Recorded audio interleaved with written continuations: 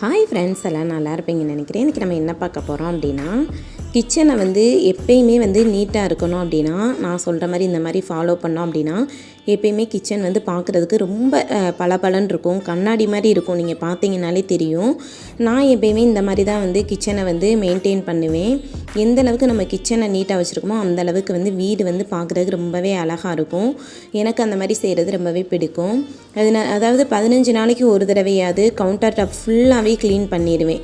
இப்போ இந்த பக்கம் இருக்க கவுண்டர் டாப்பில் இருக்கிறத ஃபுல்லாக எடுத்து டைனிங் டேபிளில் வச்சுட்டேன். உப்பு ஜாடி இது எல்லாமே மாற்றி எடுத்து வச்சுட்டு, ஸ்டவ்வையுமே கழுவி நல்லா கீழே எடுத்து வச்சுட்டு, அதுக்கப்புறம் கவுண்டர் டாப் ஃபுல்லாக லிக்யூடு வச்சு நல்லா தேய்ச்சிருவேன். ஒரு கம்பி ப்ரஷ்ஷு அதுக்குன்னே வச்சுருப்பேன், அதுக்கு தனியாக வச்சுருப்பேன். அந்த கம்பி ப்ரஷ்ஷை வச்சு இந்த இதில் நம்ம என்ன தான் டெய்லி துணி வச்சு இல்லை டெய்லி நம்ம கழுவுனாலும் 15 நாளைக்கு ஒரு தடவையாவது இந்த மாதிரி ஃபுல்லாக கழுவுனா தான் எனக்கு ரொம்பவே பிடிக்கும்.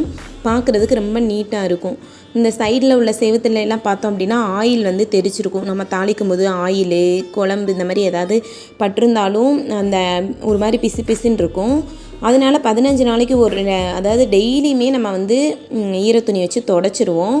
இருந்தாலும் இந்த செவுரு ஃபுல்லாகவே நம்ம சோப்பு இந்த மாதிரி வச்சு நம்ம லிக்விட் வச்சு தேய்ச்சோம் அப்படின்னா கிச்சன் பார்க்குறதுக்கு ரொம்ப பளபளன்னு இருக்கும், நீட்டாக இருக்கும் பார்க்குறதுக்கு. வீட்டோட மெயினான இடம் எது அப்படின்னு கேட்டிங்கன்னா கிச்சனும் நம்மளோட பூஜை ரூமு தான். அது எந்த அளவுக்கு நம்ம நீட்டாக வச்சுருக்கோமோ அந்த அளவுக்கு நம்ம வீட்டில் செல்வம் சேரும்.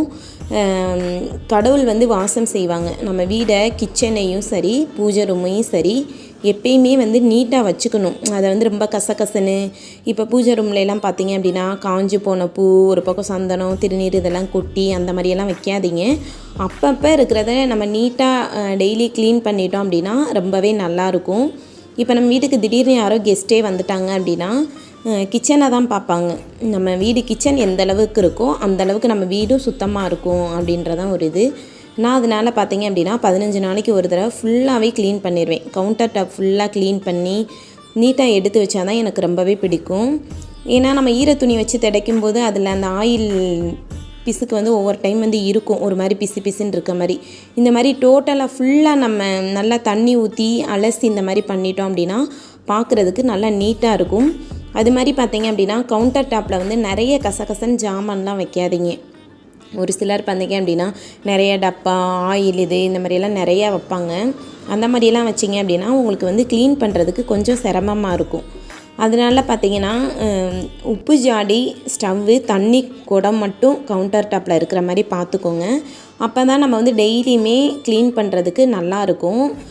இப்போ பார்த்தீங்கன்னா நான் ஃபுல்லாக ஒரு தடவை நல்லா சோப்பு வச்சு நல்லா கழுவிட்டு இப்போ ஈர துணி வச்சு நல்லா தொடச்சி எடுத்துருவேன். ஏன்னா எங்கனையா தண்ணி இருந்தது அப்படின்னா அதை நல்லா தொடச்சிட்டோம் அப்படின்னா பளபளன்னு இருக்கும், ரொம்ப நல்லாயிருக்கும். நான் இந்த மாதிரி தான் டெய்லியுமே என்னோடய கிச்சனை மெயின்டைன் பண்ணிகிட்ருக்கேன்.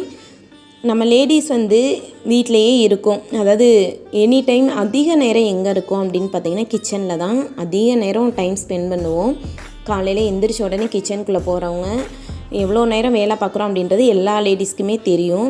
அதனால் நம்ம இருக்கிற இடம் எந்த அளவுக்கு சுத்தமாக இருக்குமோ அந்தளவுக்கு நம்மளுக்கு மைண்டு கொஞ்சம் ஃப்ரீயாக இருக்கும். எனக்கு அந்த மாதிரி தான் நம்ம பார்க்குற ஒவ்வொரு இடமே மைண்டுக்கு ரிலாக்ஸாக இருக்கணும். ஒரு பொருளை பார்த்துட்டு என்னடா இது இப்படி இருக்குச்சு அப்படின்ற அளவுக்கு நம்ம வீடை வச்சுக்கக்கூடாது.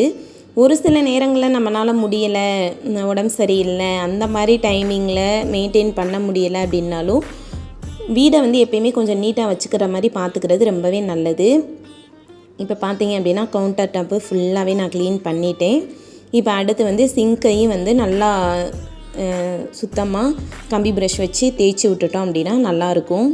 இப்போ நம்ம அந்த தொடச்ச துணியுமே நல்லா இது பண்ணிவிட்டு அப்புறம் துவைக்கும் போது அதை சோப்பு வச்சு நல்லா இது பண்ணி வாஷ் பண்ணி போட்டோம்னா நல்லாயிருக்கும். இப்போ அடுத்து சிங்கையும் கழுவிட்டோம் அப்படின்னா நல்லாயிருக்கும். கவுண்டர் டாப்பு எல்லா வேலையும் முடித்ததுக்கப்புறம் லாஸ்ட்டாக சிங்கை கழுவினோம் அப்படின்னா நல்லாயிருக்கும் பளபளன்னு. நம்ம ஸ்டார்டிங்கே சிங்கை கழுவிட்டோம் அப்படின்னா திரும்பி கவுண்டர் டாப்பை கழுவி அந்த இதில் தள்ளும்போது நம்மளுக்கு ஒரு மாதிரி அந்த அழுக்கெல்லாம் அதில் போய் தேங்கி நின்றுக்கிறோம். அதனால் ஃபுல்லாக டோட்டலாக கவுண்டர் டாப்பு ஸ்டவ்வு எல்லாம் க்ளீன் பண்ணி முடித்ததுக்கப்புறம் லாஸ்ட்டாக சிங்கை கழுவினோம் அப்படின்னா நல்லாயிருக்கும், பார்க்குறதுக்கு நீட்டாக இருக்கும்.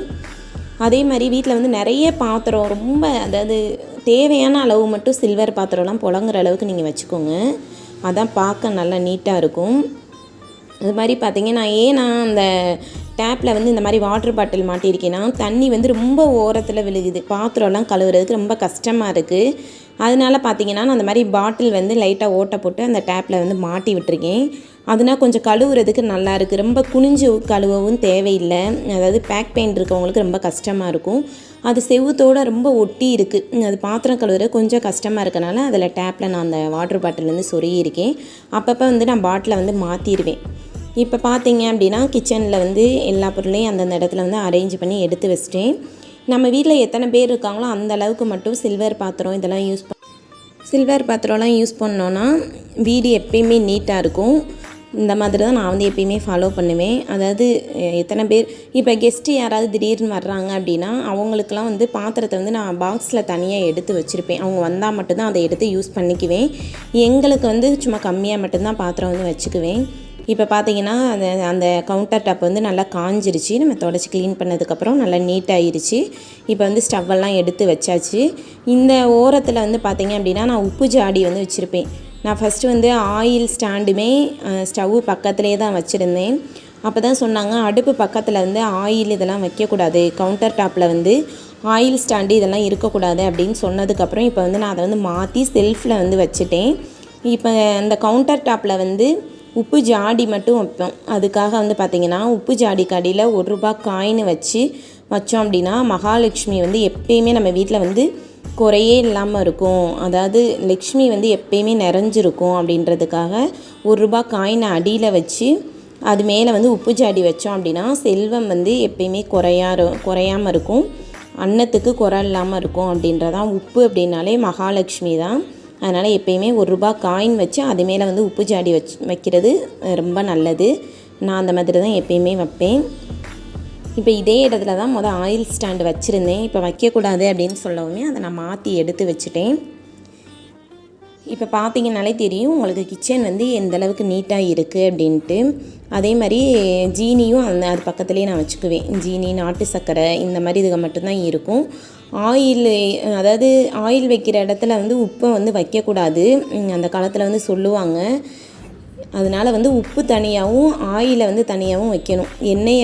எண்ணெயும் உப்பையும் சேர்த்து வைக்கக்கூடாது, எப்பயுமே தனித்தனியாக தான் இருக்கணும். அதே மாதிரி கவுண்டர் டாப்பில் தண்ணி பானை இருக்கிற மாதிரி வச்சுக்கோங்க. தண்ணி குடம் இந்த மாதிரி இதுக மட்டும்தான் வைக்கணும். ரொம்ப கசகசன்னு எதையாவது வச்சுருந்தோம் அப்படின்னா கிச்சன் பார்க்குறதுக்கு நீட்டாக இருக்காது. நம்ம எந்த அளவுக்கு நீட்டாக வச்சுருக்கோமோ அந்தளவுக்கு நம்மளால் சுத்தமாக மெயின்டைன் பண்ண முடியும். ஏதாவது கசகசன்னு இருந்தது அப்படின்னா நம்மளுக்கே க்ளீன் பண்ணும்போது எரிச்சலாக இருக்கும். ஒன்றையா தூக்கி வச்சுட்டு நம்ம க்ளீன் பண்ணுறது கொஞ்சம் இதாக இருக்கும். அதனால் நீட்டாக வச்சுக்கோங்க. நம்மளோட வீடை எந்த அளவுக்கு நம்ம பாதுகாப்பாக அதாவது சுத்தமாக வச்சுருக்கோமோ அந்தளவுக்கு நம்ம உடம்பும் ஆரோக்கியமாக இருக்கும். கிச்சன் எந்த அளவுக்கு நீட்டாக இருக்கும் அந்தளவுக்கு நம்ம உடம்பு ஆரோக்கியமாக இருக்கும். கண்டிப்பாக நான் சொல்கிறது உண்மை. ரொம்ப கசகசன்னு போட்டு அதில் கொசு அது இதுன்னு மொக்கிய விட்டுட்டு அந்த மாதிரியெல்லாம் இருந்ததுன்னா ஸ்மெல்லு வரும் கிச்சனுக்குள்ளே, அது நல்லாவே இருக்காது. அதனால் மெயினாக வந்து இந்த மாதிரி லேடிஸ் வந்து ரெகுலராக வந்து மெயின்டைன் பண்ணோம் அப்படின்னா கிச்சன் பார்க்குறதுக்கு ரொம்பவே நீட்டாக இருக்கும். அப்பப்போ செய்கிற வேலையை கையோடு முடிச்சிட்டோம் அப்படின்னா ரொம்பவே வேலை ஈஸியாக இருக்கும். அப்புறம் பார்த்துக்கலாம், மெதுவாக பார்த்துக்கலாம் அப்படின்னு நம்ம போட்டு வச்சுருந்தோம் அப்படின்னா கொஞ்சம் கஷ்டமாக தான் இருக்கும் நம்மளுக்கு. அதாவது வேலை சேர்ந்துரும், மொத்தமாக பார்க்க முடியாது. அந்த டைமில் நம்மளுக்கு ரொம்ப டயர்டாயிரும். சரி அப்புறம் பார்த்துக்கலாம் அப்படின்னு நம்ம போட்டு வச்சுருவோம். அதனால் எந்த ஒரு வேலையுமே நம்ம செய்யும்போது கையோடு பார்த்துட்டோம் அப்படின்னா எப்பயுமே நீட்டாக இருக்கும். நீங்களும் கண்டிப்பாக நான் சொன்ன டிப்பை வந்து ஃபாலோ பண்ணி பாருங்கள். கிச்சன் கவுண்டர் டாப்பில் எந்த ஒரு திங்ஸும் வைக்காதீங்க, நீட்டாக வச்சுக்கோங்க. அப்படி இருந்ததுனாலே ஈஸியாக மெயின்டைன் பண்ணலாம். எண்ணெய் ஜாடியை பார்த்திங்க அப்படின்னா நான் அந்த செல்ஃபில் வந்து எடுத்து ஒரு ஓரத்தில் வந்து வச்சுட்டேன். ஃபஸ்ட்டு அந்த ஸ்டவ் பக்கத்தில் தான் வச்சுருந்தேன். வைக்கக்கூடாதுன்னு சொல்லவுமே இப்போ தூக்கி நான் அதை வந்து செல்ஃபில் வந்து வச்சுட்டேன். ஆயில் ஸ்டாண்டோடையே தூக்கி நான் அந்த பக்கம் ஓரமாக வச்சிட்டேன். பாத்திரங்களையும் அந்த ஓரத்தில் வச்சு எடுத்துக்கிற மாதிரி அரேஞ்ச் பண்ணி வச்சுருக்கேன். என்னோடய கிச்சன் எப்படி இருக்குது அப்படின்றத வந்து நீங்கள் எனக்கு வந்து கமெண்ட் பண்ணுங்கள். நான் சொன்ன வீடியோ உங்களுக்கு பிடிச்சிருந்தது அப்படின்னா மறக்காமல் நம்மளோட சேனலை வந்து சப்ஸ்கிரைப் பண்ணுங்கள். நிறையா பேர் நம்ம வீடியோ வந்து பார்க்குறீங்க, சப்ஸ்கிரைப் பண்ணாமல் பார்த்துட்ருக்கீங்க. உங்கள் ஃப்ரெண்ட்ஸு ஃபேமிலி எல்லாருக்கும் ஷேர் பண்ணுங்கள், கமெண்ட் பண்ணுங்கள். இதே மாதிரி நம்ம அடுத்தடுத்த வீடியோஸில் வந்து பார்க்கலாம். Okay, bye. தேங்க்ஸ் ஃபார் வாட்சிங்.